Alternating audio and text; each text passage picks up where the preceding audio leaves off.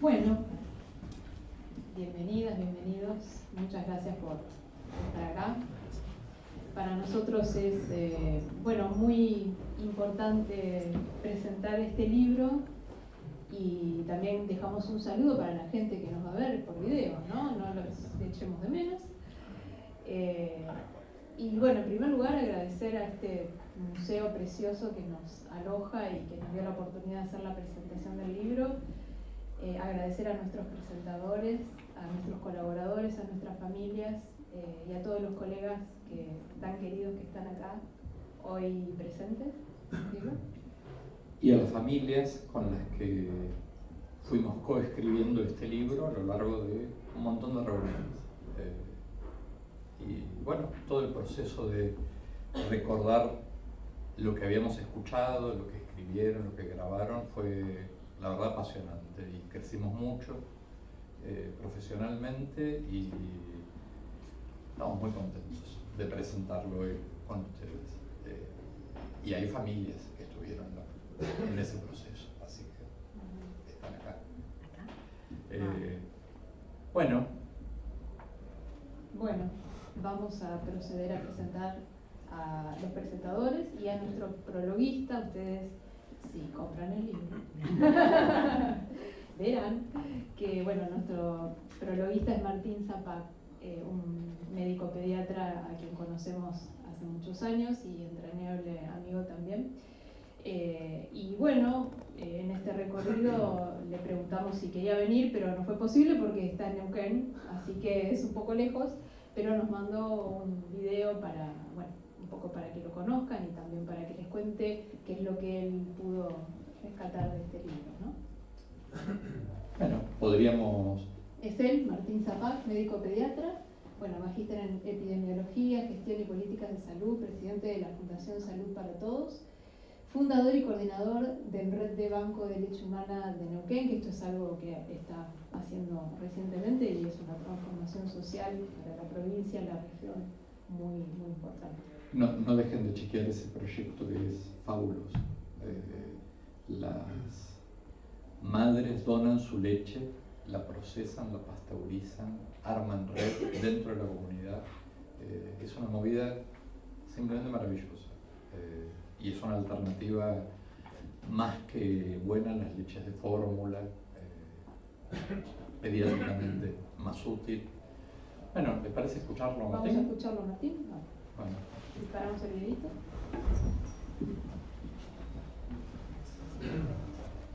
Hola, ¿cómo están? Soy Martín Zapac y lo primero que tengo para decir es que lamento mucho no poder estar en este momento ahí físicamente para primero abrazar a Andrea y a Diego, felicitarlos y agradecerles por el libro Familias en Red. Eso es lo primero que tengo para decir. Lo segundo que tengo para decir es que cómo es que yo me encuentro con Andrea y Diego. Me encuentro con ellos porque vibramos parecido. Cuando yo descubrí mi vocación a ser médico, tengo un recuerdo de algo que después comprendí. No lo comprendí cuando sucedió, sino después. Estaba buscando una facultad, una universidad para anotarme, y había ido a Buenos Aires y entonces me acerco a una prestigiosa facultad médica y en la puerta de la misma decía Facultad de Ciencias Biomédicas y yo dije, no, acá no es. No puede ser, esto es medicina. Sí, era la carrera de medicina, pero la palabra ciencias biomédicas a mí no me alcanzaba. Yo de chiquito tengo una vocación, una idea, soy muy curioso, me gusta la naturaleza, quiero entender por qué suceden las cosas, por qué las cosas tienen color, por qué el agua moja. Y bueno, eso lo trasladé después a mi vocación médica, que incluye las cuestiones de la naturaleza, lo que tal vez esté más relacionado con lo biomédico, pero que nunca me alcanzó eso, porque también siempre me interesó mucho los vínculos entre las personas y la comprensión de que natural que tenía de chiquito de que lo sociocultural, lo humano, era mucho más que solo el hecho material. Bueno, dicho esto, dentro de mis múltiples intereses, uno fue formarme como sanitarista y entonces ingresé a la Universidad de Lanús, a la maestría de Epidemiología, Gestión y Políticas de Salud, y como para poder probarla había que hacer una tesis. Yo orienté mi tesis a la discapacidad, porque, sobre todo porque estábamos trabajando ya en mi hospital, en Cutralcó, con familias, con personas con discapacidad, porque veíamos que tenían necesidades que no estaban siendo respondidas adecuadamente, no solo por el hospital, sino por las diferentes instituciones. Y indagando me di cuenta que calidad de vida era una categoría importante, central. Y bueno, empecé a buscar escalas de calidad de vida para medir esa calidad de vida, y entre una y otra cosa, no los voy a aburrir, pero finalmente me encuentro con esta gente maravillosa que son Andrea y Diego, que entendieron todo, y cuando lo leí me sorprendió el enfoque. El libro llegó a mis manos, el libro Eso no se hace, y eso a mí fue para mí una herramienta y además un lugar de reflexión. Es un libro que todavía consulto.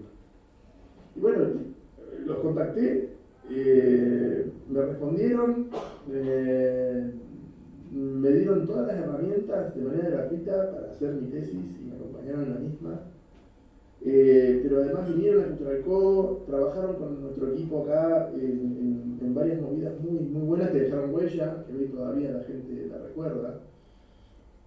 Y así, bueno, quedamos amigos, que es lo más importante. Somos amigos, yo los quiero mucho, no solo los amigos, sino que los quiero mucho, y me gustaría estar en Buenos Aires para ir a visitarlos, tomar mate, o salir a comer o ver una peli con ellos.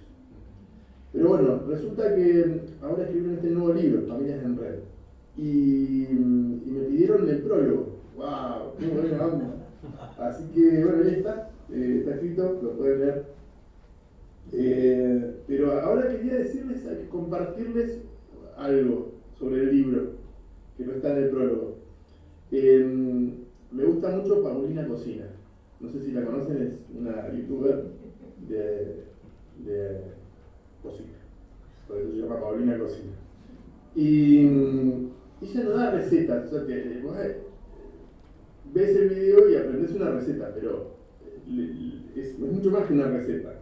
Es un concepto acerca de la alimentación, acerca de los alimentos, de las materias primas, de la cultura, digamos, ¿no? En eso se parecen a Andrea y a Diego. Y te llevas algo más que la receta, te llevas un estilo, te llevas un enfoque, ¿no? Y resulta que en uno de los últimos viajes que hizo, parece, a Grecia, dijo algo. Estaba en Grecia y dijo, bueno, yo les voy a contar una cosa. Yo tengo una teoría y la voy a comprobar ahora. Yo digo que no importa lo que pidas en Grecia, va a estar excelente, va a ser la gastronomía acá es excelente, no importa dónde te sientes y qué pidas, va a ser excelente. Entonces dijo, bueno, yo no entiendo lo que dice la carta, pero mostró la carta, ¿no? Agarró la carta y dice, bueno, voy a hacer así, y eligió en el menú algo. Y le dijo a la mesera, yo quiero esto. Y llevó a su mesa una comida que estaba espectacular. Entonces, comprobando de esa manera científica que efectivamente si vas a Grecia, no conozco Grecia, pero si vuelve a hacer eso, no importa dónde te sientes y que pidas, la comida va a ser excelencia. Bueno, dicho esto, este libro es igual. No importa qué fragmento leas, hagan la prueba, elijan una hoja al azar y un párrafo al azar. Ese párrafo va a tener algo importante para reflexionar. Es un libro que se puede leer de pe a pa, es como Rayuela de Cortázar. Vos lo podés leer de pe a pa y esta es una experiencia y recomendable. Pero además podés leerlo en cualquier página, en cualquier párrafo, y vas a tener algo en lo que hay que detenerse, ¿no? Y esto es porque son gente sabia, entonces pueden condensar conceptos, ideas, experiencias, pequeñas moléculas, y ese libro está atravesado por eso. Y además hace uso de lo que para mí tiene que ver con, volviendo a la medicina, ¿no? La medicina tiene que ser descriptiva del hecho, en este caso del hecho vital, de tener una discapacidad, o tener un hijo con una discapacidad, o tener un paciente con una discapacidad, o tener una discapacidad. Y este libro hace eso de una manera espectacular, que es respetando la palabra de las personas que tienen la vivencia. Entonces, en esas descripciones están las claves de la construcción de la política pública en discapacidad. Entonces es un libro que es fundamental, porque no es el procesamiento de la cosa, sino la cosa en sí, que debe ser atendida. Hoy vivimos un mundo, una especie de crisis extraña, que entenderemos dentro de 50 años cuando la miremos para atrás. Pero una de las grandes causas de la crisis es que las instituciones no están sabiendo responder integralmente a los problemas complejos que tienen los ciudadanos. Y entonces es el mundo que entra en crisis. Y nos atrevemos a repreguntar y a cuestionarlo todo. La clave está en volver al hecho, a la vivencia, ¿no? Este libro eso lo hace plenamente. Si las familias lo leen, si los agentes de salud lo leen, si las autoridades sanitarias o gubernamentales lo leen, van a encontrar claves que le van a dar un anclaje para dibujar las políticas y las acciones y las conductas y las competencias que son necesarias para tener un mundo mejor. Mario Rovere, que es un gran referente de redes, de familias en red, dice que necesitamos que la política pública sea como un compás, que se dibuje con un compás, con la puntita que pincha sobre el hecho, sobre la problemática, sobre la vida de las personas, y ahí sí dibuja la figura con la punta de grafito, pero siendo eje en la vida. Así que bueno, yo de vuelta cierro como empecé, estoy ahí espiritualmente abrazándolos. Seguramente me dijeron los chicos que están llenos de amigos en la sala. Me encantaría conocerlos, ojalá se dé algún día, y bueno, nos vemos, ojalá pronto. Bueno, un aplauso.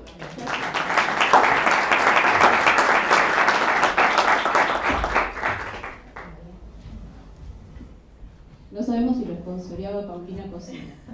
Ya nos contará. ¿Qué sucedió? Bueno, re interesante, ¿no? Lo que contaba Martín, más allá de la situación personal, el rescate que hace también del momento en que este libro casualmente sale, ¿no? a la luz. Un mundo tan difícil, tan crítico. Y yo pensaba, ¿no? Por momentos, qué lindo, qué alegría, siempre es un festejo en nuestro quinto libro. Por otro lado digo, ¿y qué hay para festejar? ¿No? Desde el punto de vista del acompañamiento a las familias, de la situación que estamos atravesando junto a ellas, siendo profesionales también, prestadores de servicios, ¿no? Qué situación tan difícil y cuántas tensiones ahora que las vemos por la tele aparecen, ¿no? Cuando nosotros hicimos el recorrido con las familias, con Diego y algunos colaboradores más, íbamos y nos reuníamos una vez por mes. Y cada vez que llegábamos a los lugares, que eran 4 o 5 lugares diferentes, siempre decíamos, ¿quién vendrá hoy? ¿No? Que era casi un misterio, porque a veces venían las mismas familias, a veces no podían, a veces no tenían el dinero para el colectivo. Esto fue una experiencia que hicimos con Copidis post pandemia. La primera vez que nos reunimos con la familia nos sacábamos el barbijo para charlar con ellas, y ya en aquel momento había muchas dificultades para la tramitación del certificado, para los tratamientos, para, bueno, que se integren en las propias familias, para que se integren en la escuela. Todo esto está súper reflejado acá con las palabras de ellas, y entrelazábamos nuestros contenidos con ellas, y muchos de ellos tenían que ver con la calidad de vida que Martín mencionó. fundación. Y en un punto tenemos mucho para festejar y poco para festejar, y esto también nos atraviesa hoy, entre las tensiones que transitamos.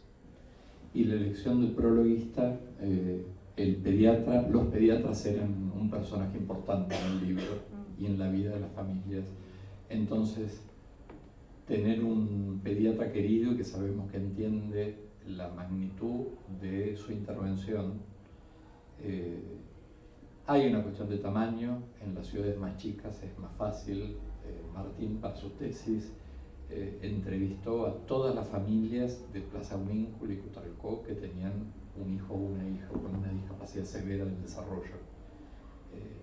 Eran 120 y los entrevistó varias veces. Entonces, ese lujo no lo tenemos en las ciudades más grandes. Pero él tiene algo más, que es yo soy un catalizador de algunas cosas o un obstaculizador de algunas cosas. Esto en el libro aparece reiteradas veces, y hay algunos pediatras que abren las puertas y otros que ponen vallas o desorientan. Bueno, dicho esto, pasamos a... No sé. Esa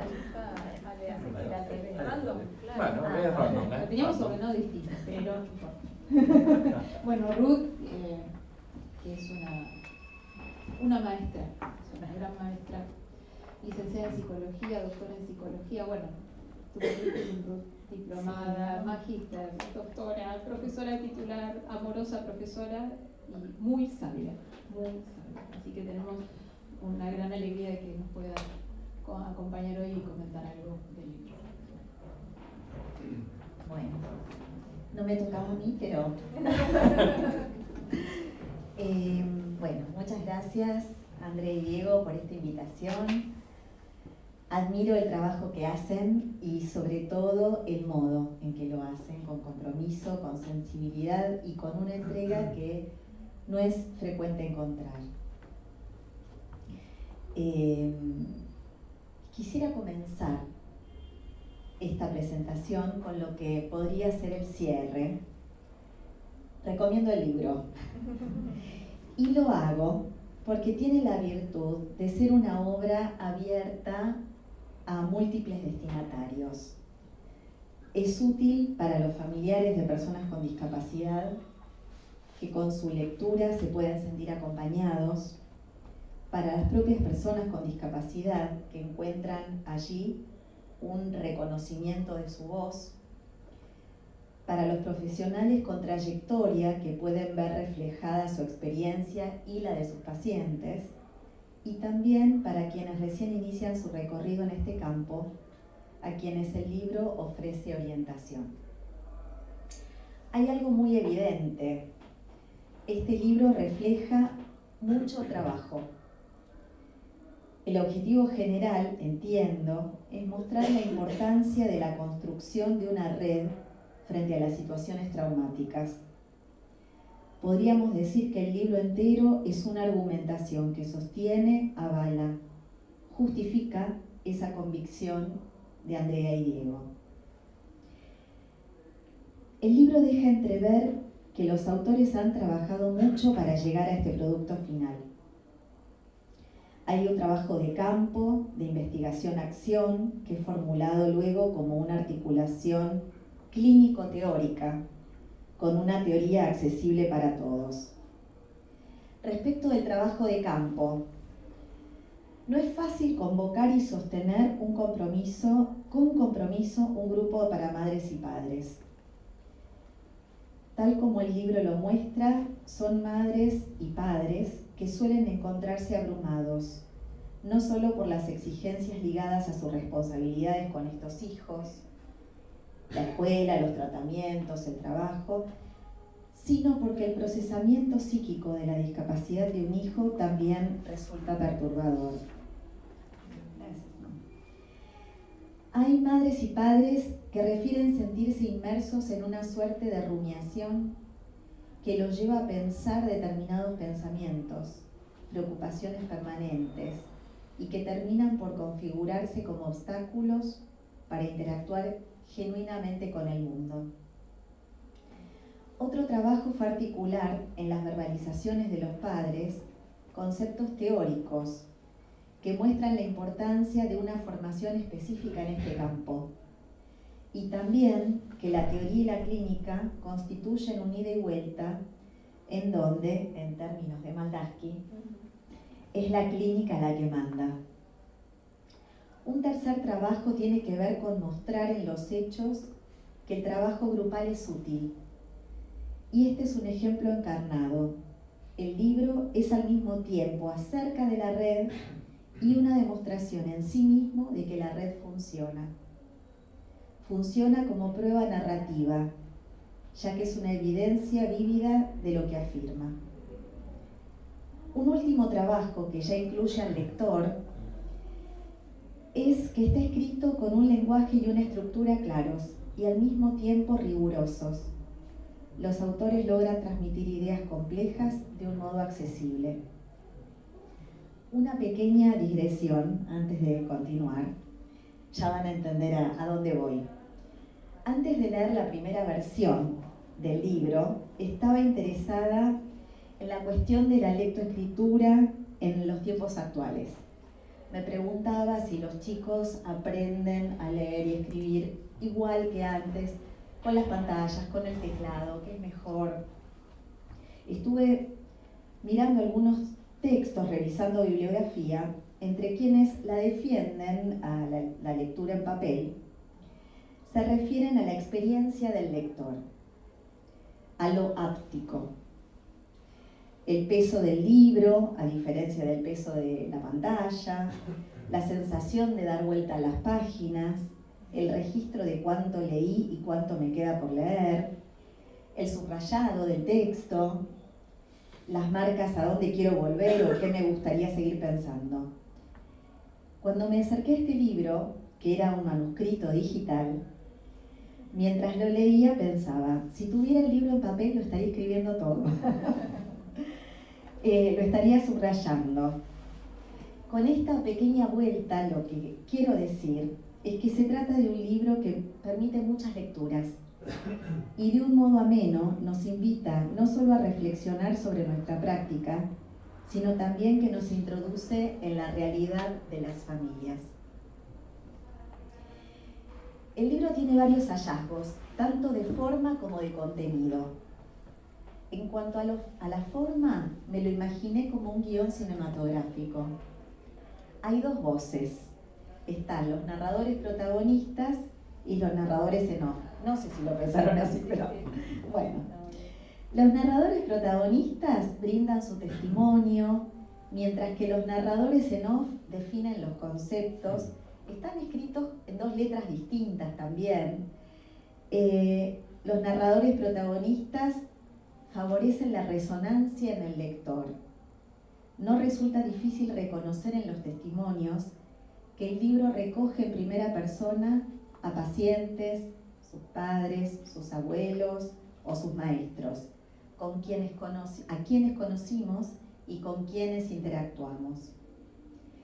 Ese relato enunciado en primera persona se enriquece y complementa con el narrador en off, que favorece la reflexión del lector acerca de lo que cuentan los protagonistas.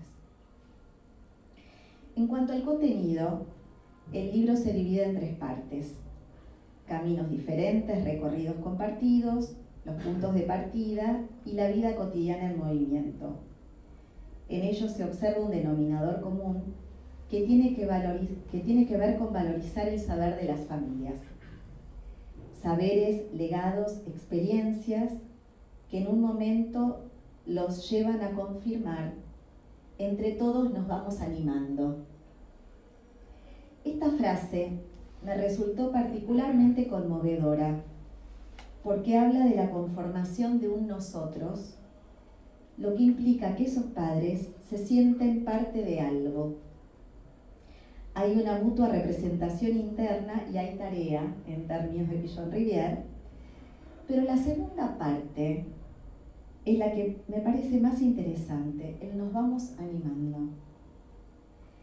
En una primera acepción, animarse juntos podría ser entendido como un logro progresivo de un clima de confianza.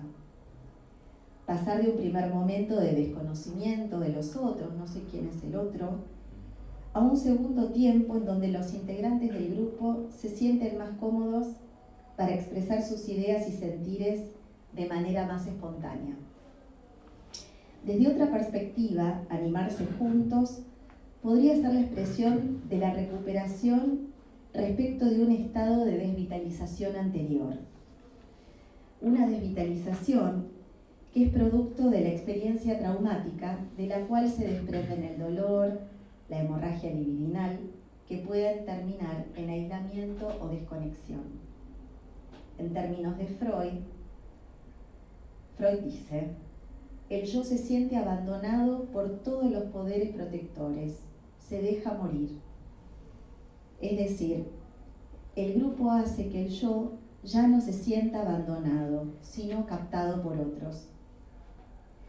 Una tercera alternativa puede ser la transformación de una situación de tensión o de tristeza en una de alivio y esperanza. En el encuentro con lo diferente pero afín, el grupo contribuye al procesamiento de las tensiones o afectos displacenteros.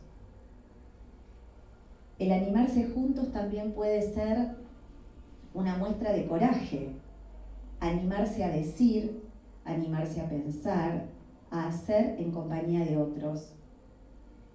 Finalmente, se puede ver como un proceso de cohesión grupal. Animarse juntos se puede vincular con la formación de una identidad grupal, en donde los integrantes se sienten parte de algo más grande y se apoyan mutuamente. Tomaré un par de ideas que me resonaron mientras leía el libro. Una, ¿por qué insiste en los padres la pregunta por el futuro de los hijos cuando en el presente se atraviesan situaciones críticas? Me llama la atención que esa pregunta desplaza el pensamiento hacia otra escena, una escena futura en la que el yo está ausente. ¿Qué va a ser de mis hijos o de mi hijo, de mi hija, cuando yo no esté? Ahí el yo está ausente. Ese futuro puede funcionar como una vía de escape frente al dolor presente, ya sea por el corrimiento temporal que introduce, como por la exclusión del yo de esa escena. El futuro construido por proyección permite postergar el contacto con lo insoportable del momento actual. Esta proyección defensiva lleva a pensar lo que vendrá en lugar de habitar un presente doloroso. En muchos casos, el presente se vuelve tan denso que resulta casi imposible de habitar, y entonces el futuro aparece como la única temporalidad pensable, un recurso fantaseado que otorga un mínimo de movimiento donde reina la parálisis. El futuro funciona como una especie de refugio ilusorio, un lugar donde la angustia del presente parece atenuarse. También puede leerse de otro modo. La pregunta por el futuro no solo expresa un intento de huida, sino también un pedido de sostén. Se dirige a los profesionales, a las instituciones, a la comunidad, en busca de certezas que nunca son plenas. Aquí resuena la cita de Freud acerca de lo que le ocurre al yo cuando se siente abandonado por los poderes superiores. El desamparo del presente empuja a refugiarse en un porvenir imaginado, aun cuando se trate de un porvenir sin la persona propia en escena. Otra idea. Un padre dice que resulta importante dejarse guiar por los hijos. Con frecuencia, entrar en contacto con la discapacidad resulta doloroso, lo que puede llevar a una desinvestidura del hijo y a desestimar los propios sentimientos. ¿Cuáles son las condiciones de posibilidad para que los padres puedan dejarse guiar por los hijos? En el vínculo identificatorio, el hijo devuelve a la madre y al padre una imagen que no coincide con la que ellos tienen de sí mismos. Para poder establecer un contacto genuino con el Hijo, es necesario dar lugar a la investidura del Hijo real, con todo lo que implica reconocerlo en su singularidad. Los padres necesitan recuperarse subjetivamente del trauma inicial. En ese momento de crisis, la posición sujeto suele cederse a otro, generalmente a los médicos. A veces los padres quedan como hipnotizados, paralizados frente a las indicaciones del médico, o se limitan a ocupar el rol de transportistas que llevan al hijo de terapia en terapia. En ambos casos, la intensidad del arrasamiento dificulta la recuperación de la posición sujeto. También podemos considerar que el alcance del arrasamiento es tal que muchas veces los padres no logran creer aquello que efectivamente saben de su hijo, y esto abarca su experiencia y su percepción. Asimismo, es necesario comprender que aceptar no equivale a conformarse. La aceptación supone elaborar y deponer un conflicto inicial con la realidad. Conformarse, en cambio, significa bajar los brazos, renunciar a la posibilidad de transformación, darse por vencido. Para que los padres puedan dejarse guiar por los hijos, es necesario restituir un lazo de reciprocidad.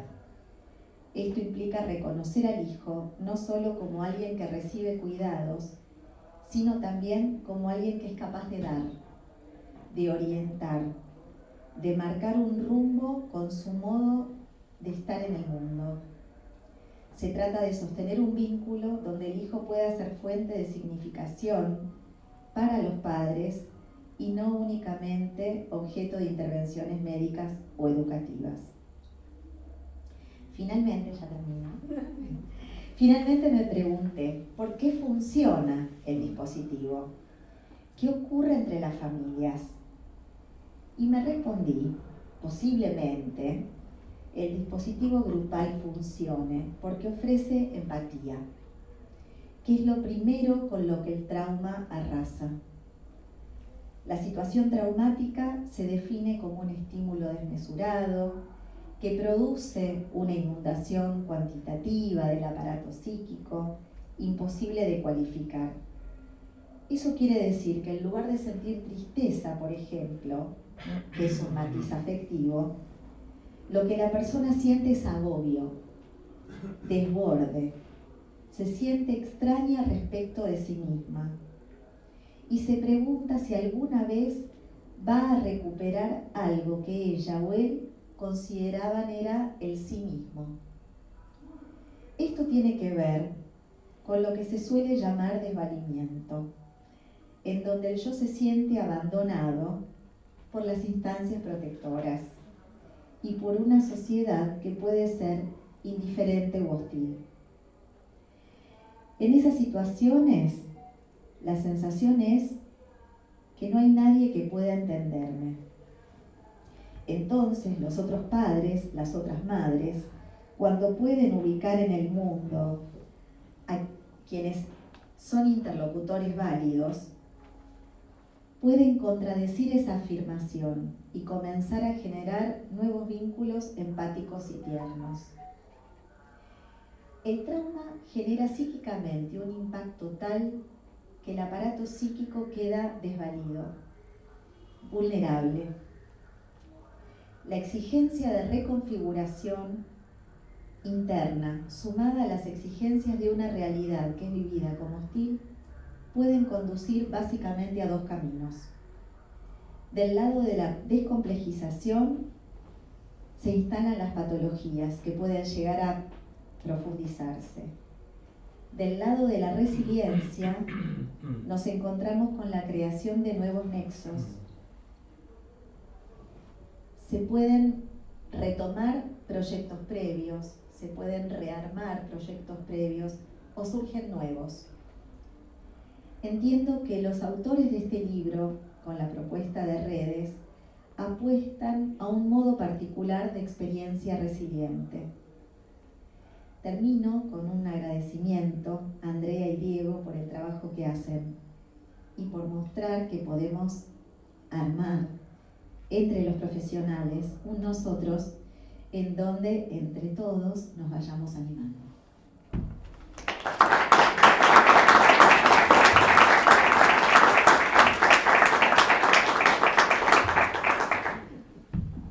No llores. Estoy la vemos que lo te ama. Muchas gracias. Muchas gracias, Por Ruth. cuánta porosidad también, debemos decirlo. Muchas gracias por el reconocimiento al trabajo viniendo de alguien como vos, es un honor. Muchas gracias. Bueno, seguimos en esto que es random. Y la Lea Y dice Hernán. que nos va a hablar Hernán Bronstein. Bueno, Hernán es licenciado en psicología, es miembro de Calambur, una cooperativa en salud mental, padre de un adolescente con la condición del autismo y coordina grupos de familia en la Fundación Brinca.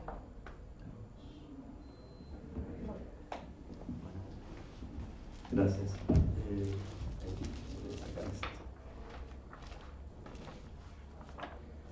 Bueno, antes que nada, lo mismo, agradecerles, chicos, la invitación. La verdad que está buenísimo estar acá con ustedes, con todos ustedes. Y bueno, justamente como decía Andrea, mi acercamiento al tema de la discapacidad no resultó desde una elección profesional, sino desde mi experiencia personal a partir del diagnóstico de autismo de mi hijo. Este acontecimiento a mi mujer y a mí nos dejó perplejos en algún punto, pero también aliviados. Ahí pudimos empezar a buscar respuestas a preguntas que tuvimos durante unos cuantos años. Pensaba en esto que decía Ruth recién, ¿no? Entra muy en sintonía con esto que vos decías. Y bueno, esto fue un viernes, pasamos un fin de semana muy metidos para adentro, nosotros con nuestro hijo, también en pandemia, y el lunes a la mañana lo llamé a Diego. Empezamos a conversar, le conté un poco, bueno, encontré con otro, tomemos un café, qué sé yo, ¿Vieron lo típico de acá de Buenos Aires? Bueno, sí, hablamos, nos vemos, Diego me dice, no, ¿cuándo? Bueno, no sé, me dice, ¿qué haces esta noche? Nada, vamos a cenar. Ok, fuimos a cenar. Barbijos, todo eso mismo que ustedes contaban antes. Y también en el medio de ese aturdimiento que teníamos en ese momento, que yo tenía en ese momento, me quedó una frase de Diego, que fue, no te quedes solo. Justamente, al recibir el diagnóstico, la sensación de soledad es enorme, es muy intensa. Y también hay otros registros. Está el registro de la extrañeza, de negación, de indiferencia, y también hay sentimientos de hostilidad. Me arriesgo a decir que estos sentimientos suelen ser recíprocos entre las familias que tienen una persona con discapacidad con la comunidad. La comunidad, en general, cada vez se entiende más, pero cuesta mucho entender de qué va la cosa. Bueno, y creo que este libro justamente es un enorme aporte en la búsqueda de tender estos puentes. Creo que en algún momento está mencionado esto de los puentes. Y parecido, yo recibí el libro también en digital. Rápidamente lo que hice fue imprimirlo a los pavotes, entré a gastar hojas de impresión porque quería subrayarlo, quería marcarlo. Bueno, así que anduve con las hojas sueltas de acá para allá, porque es un libro que me acompañó mucho, que me acompaña mucho. Les digo, si me permiten el término, les confieso que pensé que me iba a resultar más sencilla la presentación. Que bueno, me iba a sentar, me iba a escribir de una, ya está, lo tenía recontra leído. Pero bueno, me doy cuenta que es muy difícil poder escindir lo personal de lo profesional.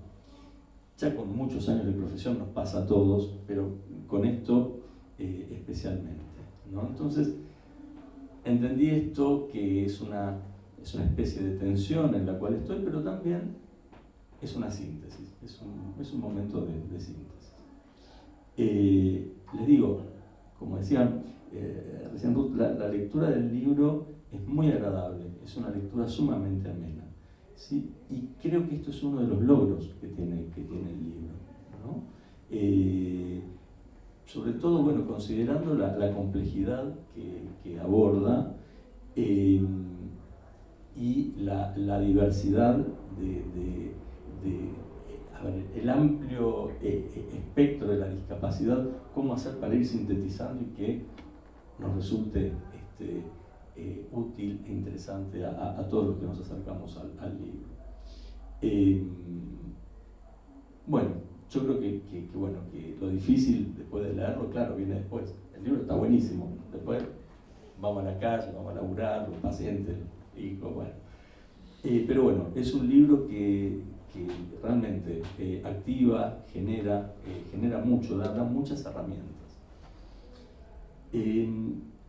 Y lo que pensaba es que van recorriendo, creo que justamente por la complejidad del campo, de una manera exhaustiva, también obsesiva, pero sobre todo amorosa. Obsesivo, amoroso. Ok, ahí vamos. Ahí vamos. Diría lo contrario, pero...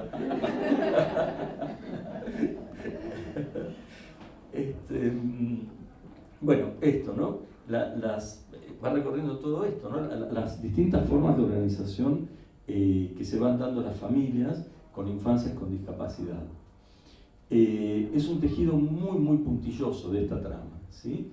Y esto permite la confluencia de la vida de estas familias con la comunidad que la rodea, con el acceso a los recursos terapéuticos y también con la intervención o no del Estado.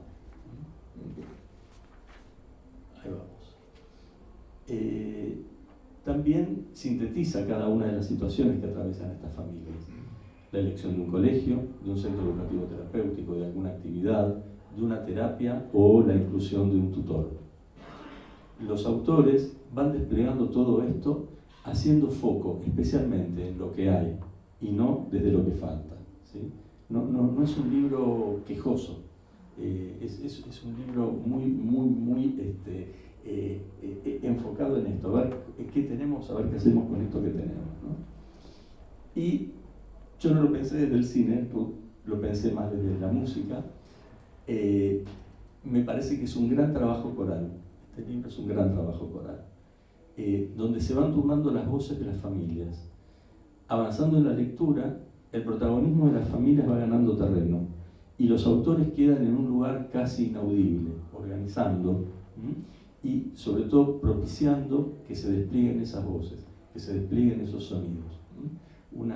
Una suerte, a ver, si vamos a la música, son los bajistas, son los contrabajistas de la banda, están ahí en un segundo plano, pero si ellos no están, de repente, bueno, Nada suena. Nada suena.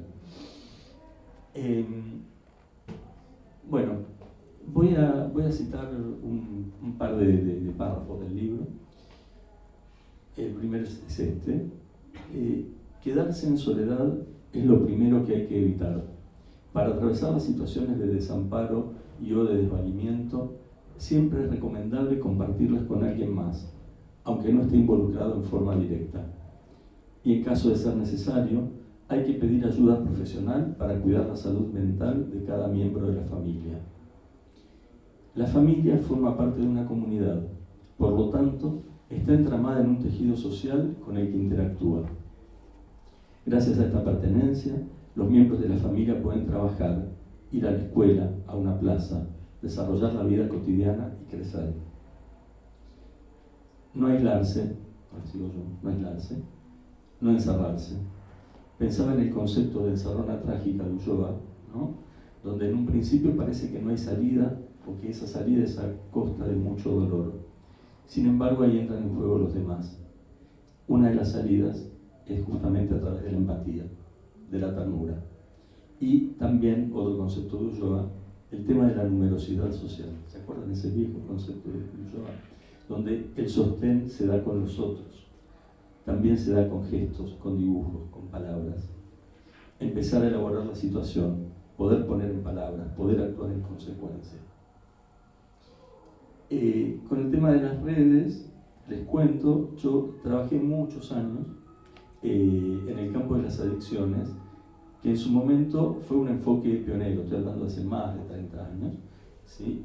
Y que no estaba muy aplicado hasta ese entonces, que tenía que ver justamente con el armado de la red social de la persona y de la familia que consultaba. Este concepto de red social está tomado de la antropología británica de mediados del siglo pasado. Las redes son estructuras sociales de amplitud y grados de intimidad comparables a las familias, pero no se basan exclusivamente en el parentesco. En el complejo armado de la red se evalúan perfiles, características, disponibilidades y recursos de los integrantes de la misma.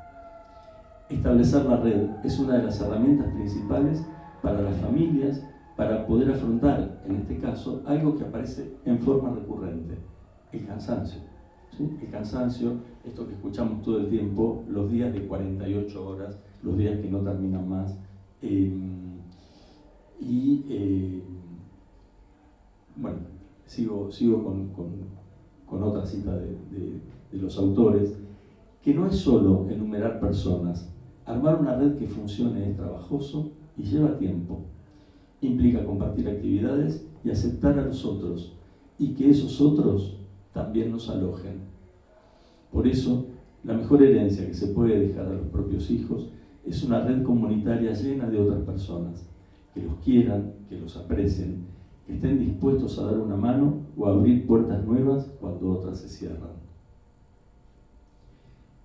Bueno, a ver, capaz que esto es una obviedad, ahora que se habla tanto de las redes, ¿no? Pero realmente es muy distinto una comunidad, ¿vieron que le dicen comunidad? Sumate a la comunidad, sumate a la comunidad. Para mí la comunidad es una comunidad terapéutica de hace 1000 años atrás, ya está, pero bueno, eso. Pero bueno, es muy distinto una comunidad virtual que una red social presencial. ¿Sí? Pensemos en la energía que se genera nomás cuando hay un montón de personas reunidas en función de un objetivo, ¿no? Acá, por ejemplo, ¿no? Yo creo que hay una energía distinta de estar acá reunidos a partir de esta convocatoria que vernos por la camarita. O si no, bueno, o en un recital o en una cancha de fútbol, o sí en una reunión de equipo, ¿no? Esto de en una reunión de equipo poder sostener los silencios, las incertidumbres, los gestos, es otro tiempo donde, bueno, justamente las redes tienen esta energía, tienen esta interacción y generan estos encuentros. Una vieja maestra que tuvimos con Javier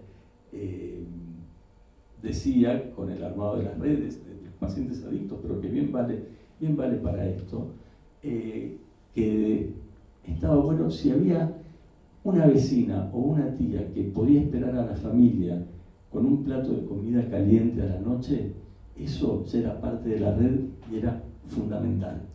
Eso era importante, sumaba. Y yo pensaba, bueno, eso, ahora que está todo el mundo con el Instagram subiendo lo que come y qué sé yo, bueno, a esta cuestión, ¿no? De, bueno, llegás hecho pelota y no das más, bueno, acá tenés la cena.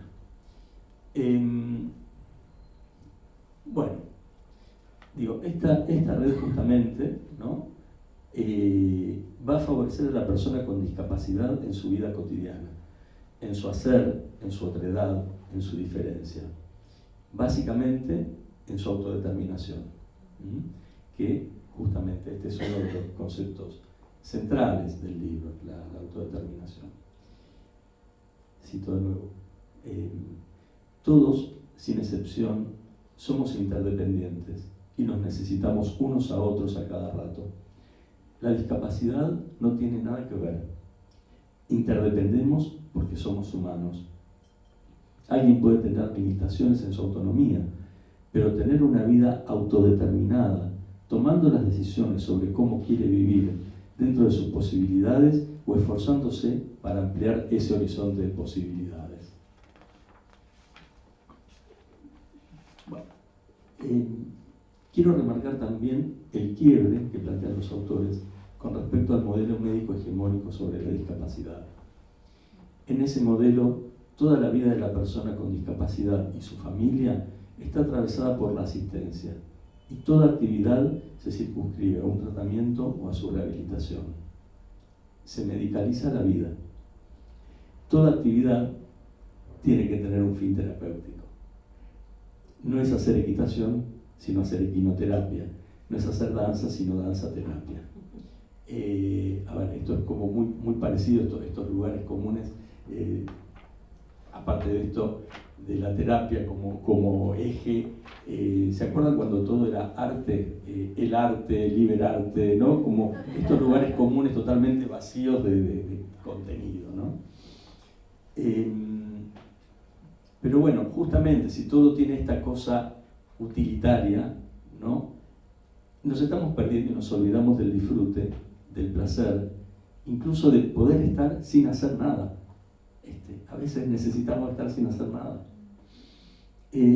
Bueno, poder tener ese espacio, ese entre, llamémoslo, no sé si está bien dicho, pero se va a entender, los agujeros de la red, ¿no? Que es ahí justamente, en esos agujeros, en ese entre, donde hay mucho trabajo por hacer, ¿sí? Es salir a conquistar la propia singularidad, poder confrontar, poder entrar en crisis, poder cuestionar, ¿no? Y la persona con discapacidad y la familia, ¿sí? ¿Qué es lo que se quiere? ¿Qué buscan? ¿Qué eligen? Un familiar, ahí en el libro, dice: si nos preocupamos por lo que dicen los sabios de la discapacidad, no somos tan buenos padres. Hay que ser creativos y observadores. Es un arduo y constante trabajo de subjetivación, y es también un continuo trabajo sobre los dispositivos terapéuticos y sociales y la adecuación. Me voy a detener, y ya terminando, en el subtítulo del libro: Recorridos junto a familias con infancias con discapacidad, y más específicamente en la palabra recorrido. Es una linda palabra. No estamos hablando de una trayectoria, no estamos hablando de una ruta para llegar a algún lugar.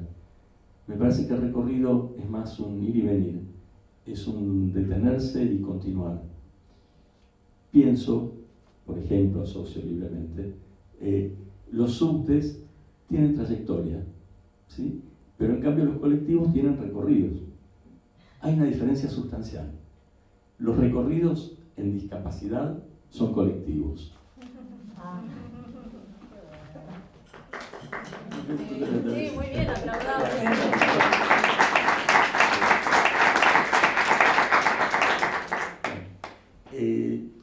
Y justo con esto, Andrea y Diego a lo largo del libro mencionan todo el tiempo que hay muchos lenguajes posibles para acercarse a las familias. Y bueno, y con los colectivos justamente, bueno, voy a hablar un poco de los colectivos. Uno que pasa por acá, que parece muy cheto, muy lindo, el del 108, que yo lo tomo habitualmente, al 108, y un tiempo atrás me di cuenta que en los paneles el 108 tiene pictogramas. Y sube mucha gente los mira, a veces no tienen muy de qué va la cosa, pero cuando sube una familia con un chico con discapacidad, los pibes lo toman y las familias lo toman. O sea, una cosa muy impresionante. Y el otro, el 87, me equivoqué, era el 87, que decíamos. En los horarios vespertinos, la mayoría de los choferes son choferes mujeres. ¿sí? Y el registro que tienen cuando sube una persona con discapacidad es totalmente diferente, ¿sí? Los gestos son distintos y generalmente, como uno lo toma en el mismo horario, las choferes mujeres, los choferes mujeres frenan, saludan, hacen el espacio, arman todo como para que sea un lugar muy tranquilo, digamos, ¿no? Lo loco es que son dos líneas que no se caracterizan para nada por su eficiencia. Es más, odio a las dos, y cuando yo las odio a las dos, ¿sí?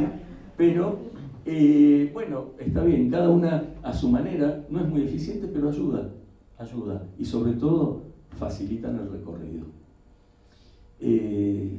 Esto, ¿no? Mirar por la ventana del bondi, tener una perspectiva. Muchas veces con esto me saco de la idea de crisis y me quedo más justamente con la idea de tensión, ¿sí? En esto de, bueno, es una tensión, no es una crisis, son tensiones. Y esto de poder, que también permite el bondi, eludir esta trampa de la temporalidad y de la inmediatez. Bueno, para terminar esto, ¿no? Bueno, que me gusta el transporte público, pensar el recorrido y el itineris, vamos, ¿sí? En definitiva, una producción subjetiva de cada familia, poder armar una cartografía propia, con sus accidentes, sus particularidades, sus refugios, sus espacios abiertos, con sus tiempos, sus desencuentros y sus encuentros.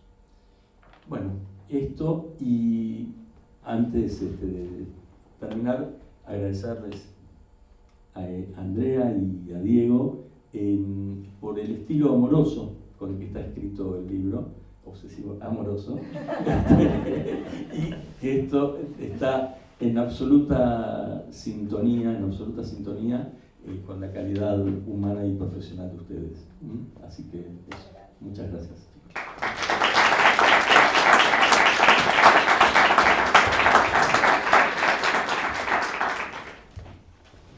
Bueno. Quiero hacer una aclaración de lo de obsesivo. O del colectivo. Claro, de la trayectoria. Bueno, Hernán, mil gracias. Un lujo también tu recorrido.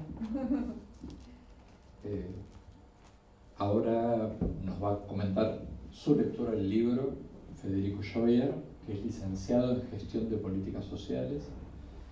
Se desempeñó en programas vinculados al campo de la discapacidad, tanto en organizaciones gubernamentales como no gubernamentales. Es un jugador de todas las posiciones de la cancha. En la vida juego. Es colaborador de la Fundación Itineris desde que lo conocimos y es miembro del equipo de investigación del Dr. Matías Godio. Tiene un proyecto en curso sobre discapacidad intelectual y segregación. Sí, yo quería agregar algo que es que, bueno, tenemos dos psicoanalistas aquí en la mesa, pero cuando le dimos el libro a Fede, él ofició de psicoanalista porque nos hizo un análisis tan pormenorizado y obsesivo, porque acá legitimemos la obsesión de todos los presentes. Quizás más obsesivo, amoroso. Pero él fue, si hay un psicoanalista del libro fue Fede, y agradecemos los aportes tanto de Ruth, que también, pobre, le dijimos, Ruth, ¿qué te pareció la obra? Decinos que si tenemos algo para corregir, porque uno siempre tiene cosas para corregir y sigue aprendiendo, ¿no? Más allá de que plasme alguna de sus ideas. Así que amorosamente Ruth, también Hernán, pero al hueso fuiste vos. Perdón, tus 3 páginas de devolución fueron muy ricas, así que te agradecemos públicamente también ese trabajo y, gracias a ustedes. Y bueno, desde este lugar te vas a escuchar. No fueron un comentarito. No, nos llevó a repensar buena cantidad de secciones del libro y con muy buen motivo. Bueno, todo tuyo, Fede. Bueno, muchas gracias. Eso sí que no me esperaba. ¿Viste? Bueno, ¿qué decir? Me une a Diego y a Andrea el cariño y la admiración en partes iguales. Me encanta lo del estilo obsesivo amoroso, creo que llegamos a algo hoy en esta mesa, arribamos a una conclusión importante. El testimonio de ese enfoque obsesivo amoroso es el cuenquito con palitos de la selva que hay en la mesa. Un ejemplo más claro no podría. Hay uno para cada uno. No podría haber. Gente que llega y te pone un cuenquito con palitos de la selva, es obsesivo amoroso. Y si el comentario fue obsesivo amoroso de mi parte, lo aprendí de usted. Me hizo acordar Zapag en su alocución al principio, que a mí también me une con Diego y Andrea un libro, el mismo libro de hecho, que si no me equivoco es el primer libro que publicaron. Yo estaba año 2016 creo, haciendo un curso, mi primer curso sobre discapacidad en Puan, curso muy bueno, y en una clase se menciona este libro, cuyo título es ¿Son o se hacen? Y dije, eso hay que leerlo. ¿Qué será con ese título enigmático? Bueno, de unos autores, Aznar y González Castañón. Tomé nota en un cuadernito, fui y busqué el libro, lo conseguí. Y después me los crucé en una actividad, en el mismo programa en el cual se origina este encuentro con las familias que deriva en este libro. Y me arrimé y les conté, che, estoy leyendo su libro. Y ahí empezó esta historia, que ya pasaron 8 años y acá estamos, así que estoy muy contento y los felicito. Me alegro mucho de que sigan apareciendo libros de Aznar y González Castañón. Bueno, hasta ahí la espontaneidad. Leo ahora.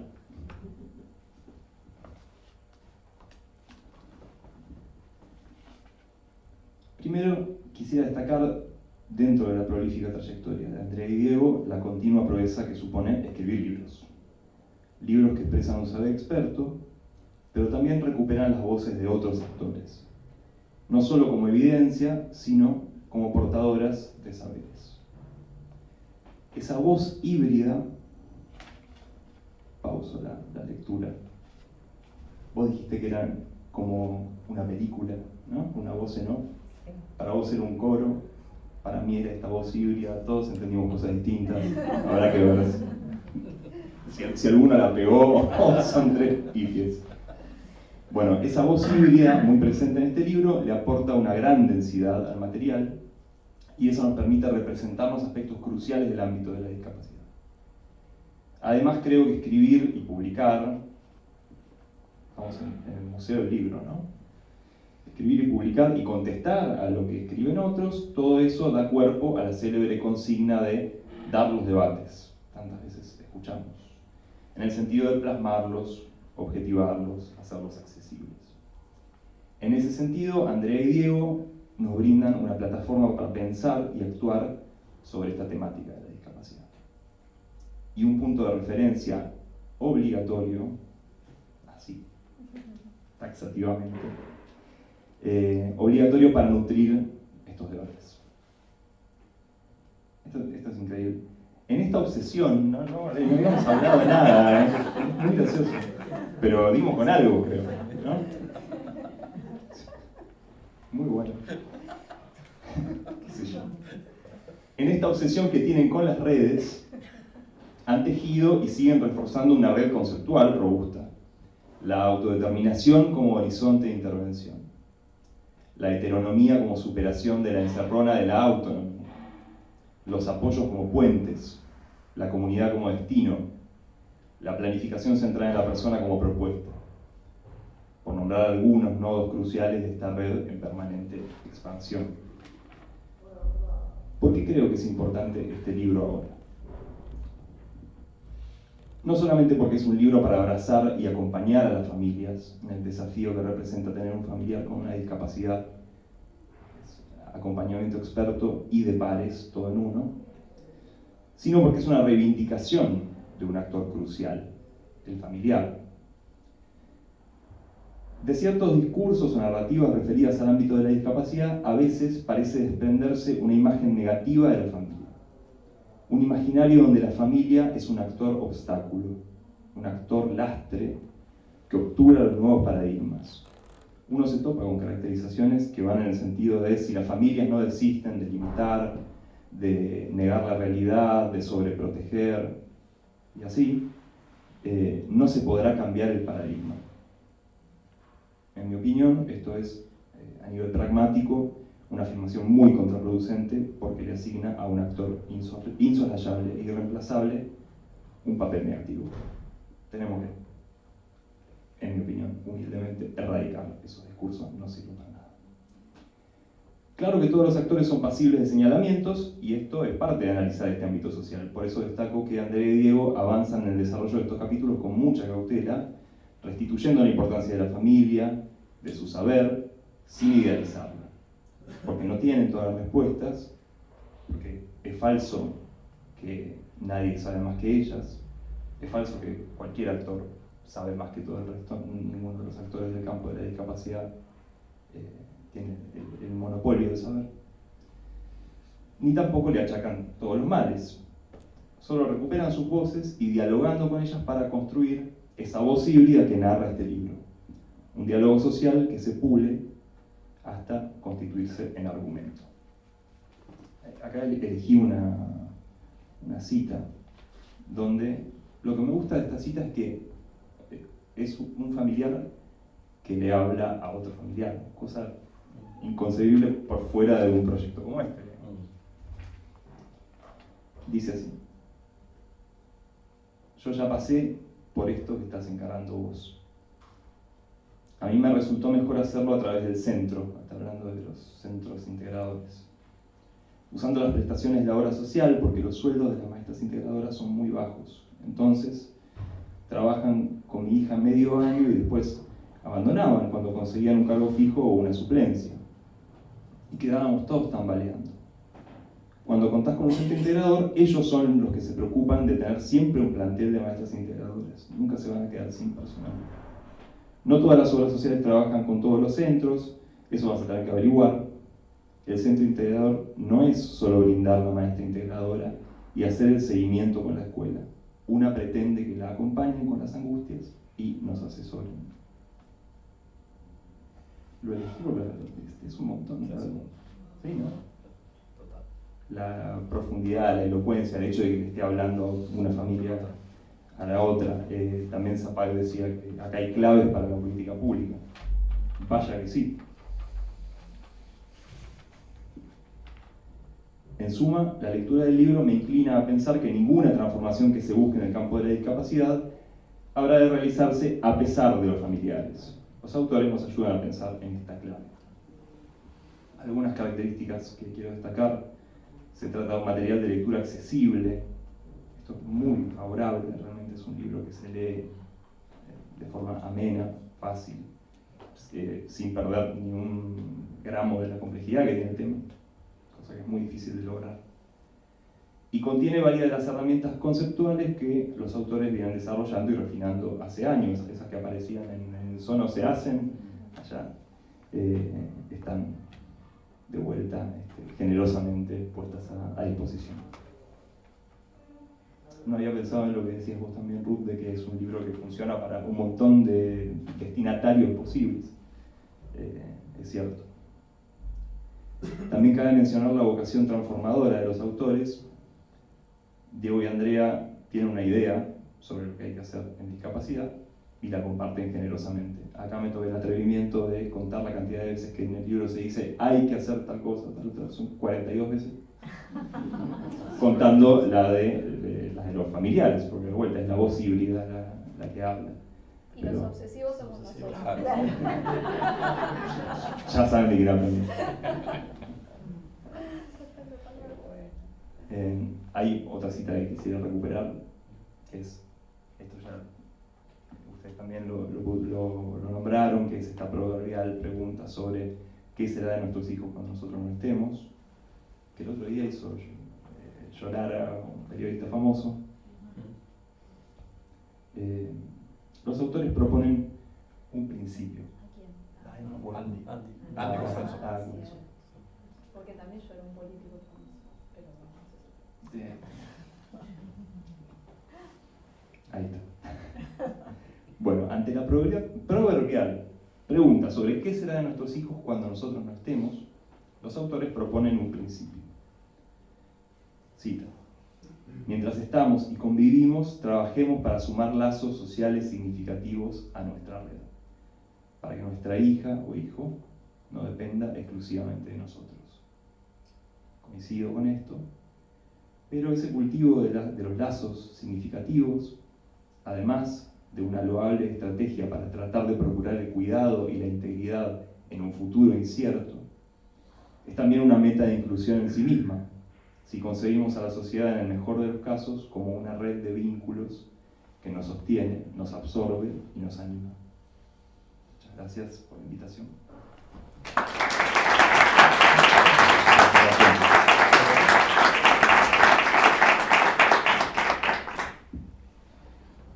Bueno, hace 26 años empezamos a laburar con Andrea, decidimos empezar a trabajar porque habíamos compartido una parte en los años previos y dijimos qué es lo estratégico para transformar la realidad de las personas con discapacidad en Latinoamérica. Total, para soñar. Era gratis. Y dijimos, bueno, vamos a capacitar a profesionales y docentes. En uno de los primeros proyectos que hicimos en Santa Fe, íbamos a capacitar a un grupo de profesionales y docentes, iban a ser 12, y nos encontramos con todas las familias de la institución que nos estaban esperando. Algún malentendido.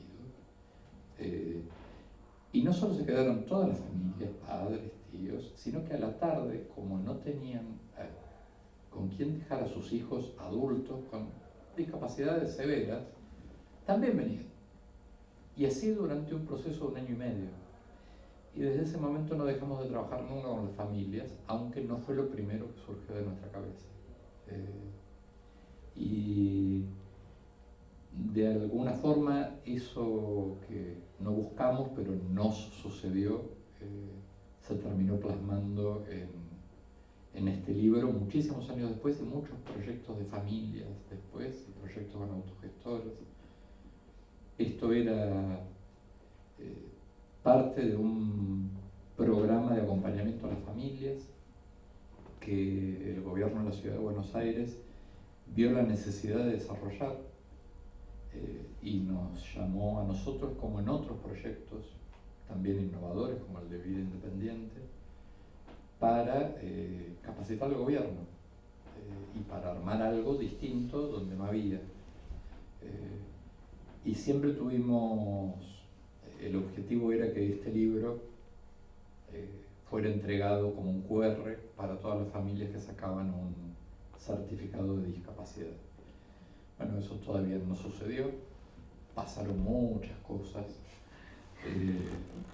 pero puede suceder. ¿Por qué no? Porque nos pagaron para escribirlo. A publicarlo lo hicimos nosotros, pero así que tal vez podamos acompañar a otras familias en la lectura del libro, a través de la lectura del libro. Sí, y hay una persona con discapacidad que ahora es funcionaria pública y que fue la única de todos los que contactamos que nos invitó a ir y a charlar a partir de este libro, que hoy iba a venir, pero bueno, se ve que es usuario de silla, bueno, tiene limitaciones motrices. Pero bueno, nos llamaba un poco la atención, ¿no?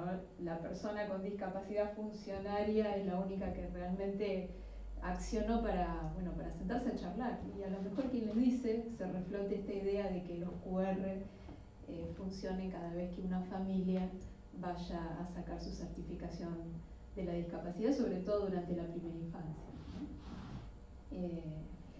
Bueno, mucho más ya no tenemos para decir. Vamos a repartir palitos de la selva, no se vayan, libros si quieren también. Acá tenemos el QR, ¿para qué era? El que lo quiere comprar por Mercado Libre, pero abajo están. Arriba están. Tengo la lateralidad cruzada y también la libros, espacialidad. los libros nuevos, O sea, y yo los no soy libros antiguos. obsesiva. Acá está la prueba. Perdón. Justamente por limitación tenés que serlo. Yo acepto mis limitaciones. Bueno, Claro. Muchas gracias por habernos acompañado. Sí, muchas gracias por su tiempo tan valioso. Bueno,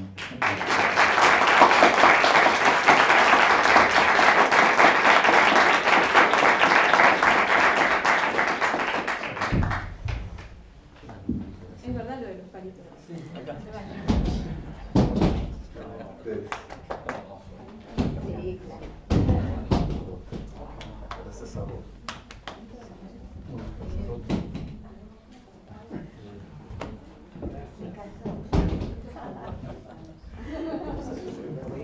Gracias.